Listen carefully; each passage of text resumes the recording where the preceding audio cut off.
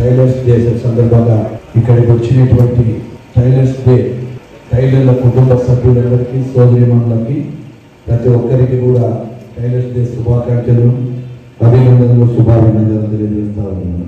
అదేవిధంగా వేదిక మీద పెద్దలకు ఇక్కడికి వచ్చినటువంటి పత్రికా విలేకరులకు తెలుగుదేశం పార్టీ కుటుంబ సభ్యులందరికీ కూడా హృదయపూర్వక నమస్కారం తెలియజేస్తా ఉన్నాను. చాలాసార్లు కూడా జరుపుకోవడం జరిగింది మనం టైలర్స్ డే. గతంలో కూడా ఎమ్మెల్యేగా ఉన్నప్పుడు మళ్ళీ ఓడిపోయిన తర్వాత కూడా అనేక సందర్భాలను కూడా చేసుకుని 2020 చేయడం, మళ్ళీ కరోనా రావడం, కరోనా తర్వాత ఆగిపోవడం. అదేవిధంగా ఇప్పుడు ఉండేటువంటి పరిస్థితులలో టైలర్స్ కూడా ఏవైతే రెడీమేడ్ షాపులు వచ్చిన తర్వాత వారికి కూడా చాలా ఆర్థిక ఇబ్బందులు వస్తూ ఉన్నాయి. ఈ రోజు ఎక్కడ చూసినా ఏ సందులో పోయిన చిన్న షాపులైనా అక్కడ కూడా రెడీమేడ్ షాపులు వచ్చిన తర్వాత కూడా ఈ జీవనం మీదనే బతికేటువంటి టైలర్స్ కు చాలా ఇబ్బందులు కూడా వచ్చేటువంటి విషయాలు మా ప్రభుత్వానికి కూడా తెలియజేయాలనుకుంటున్నాము.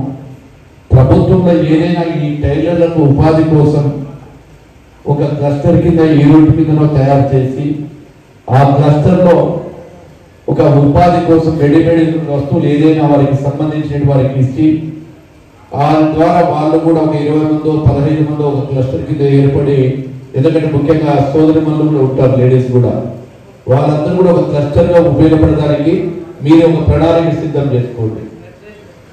మీరు ఏదైనా ఒక ప్రణాళిక సిద్ధం చేసుకొని మీకు తెలిసిన వాళ్ళ ద్వారా కానీ లేక తెలియకపోతే తిరిగి తెలుసుకొని కానీ ఒక ప్రాజెక్ట్ అవగాహన తెచ్చుకుంటే అక్కడ ఆ ప్రాజెక్టు ప్రభుత్వం ద్వారా ఏదైనా లోన్ ఇప్పించడం, ప్రభుత్వం తరఫున కానీ బ్యాంకుల తరఫున కానీ ఏదైనా రుణం తీసుకుంటే ఆ యొక్క క్లస్టర్ ఒక యూనియన్గా ఆపరేట్ చేసేదానికి కూడా ఖచ్చితంగా రేపు రాబోయే కాలంలో మీకు అందరికీ కూడా ఒక సలహా ఇస్తా ఉన్నారు. ఎందుకంటే అందరికీ కూడా చాలా మంది సీనియర్లు ఉన్నారు.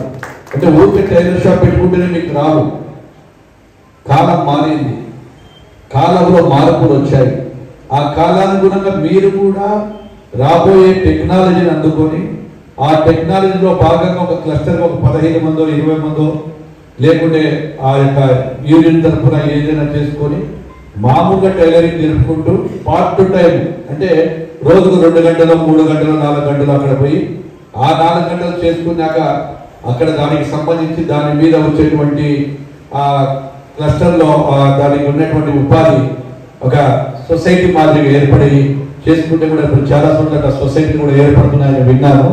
నేను కూడా ఒక ఎన్నికలు అయిన తర్వాత స్కిల్ లేబర్ కింద కూడా ఏదైనా పెట్టడానికి అవకాశం ఉంటే ఇందాక నాడు చెప్పాడు, నిజమే శ్రీధర్ చెప్పినట్టు కూడా ఒక మంచి అవగాహన సదా ఒక ఆలోచన.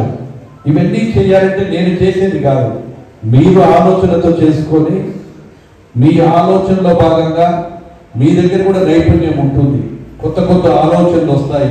ఆ ఆలోచన తీసుకొచ్చి నా ఎదురుగా పెడితే దానికి నేను సహకరించాల్సిన బాధ్యత నాకు ఉంటుంది. లేదు అన్ననే మాకు చెప్పాలన్నప్పుడు, ఎందుకంటే మా విద్యలో మేము ఉంటాం, మాకు ఆలోచన రావచ్చు రాకపోవచ్చు. మీకు విద్య ఉంది కాబట్టి మీ విద్య మీద ఏం చేస్తారో అది ఖచ్చితంగా చేసుకోండి. కట్టుబడిగా మొన్న కూడా మీరందరూ వచ్చి అడిగారు.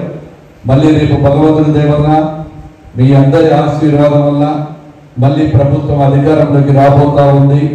తెలుగుదేశం ప్రభుత్వం అధికారంలోకి వచ్చిన తర్వాత మీకందరికీ కూడా చేయగలిగినటువంటి సహాయాలు చాలా మంది కూడా వేరే ఊర్ల నుంచి కూడా వచ్చి మాకు ఇల్లు లేవు, అప్పుడు కొన్ని కండిషన్లు ఉన్నాయి. ఎందుకంటే ఆధార్ కార్డు ఏమో అక్కడ ఉంటుంది, ఇక్కడ ఇవ్వాలన్నప్పుడు ఈ సిస్టంలో అవన్నీ కూడా కంప్యూటర్ చేయడం కాలంలో ఆ ఇల్లు ఎక్కవు.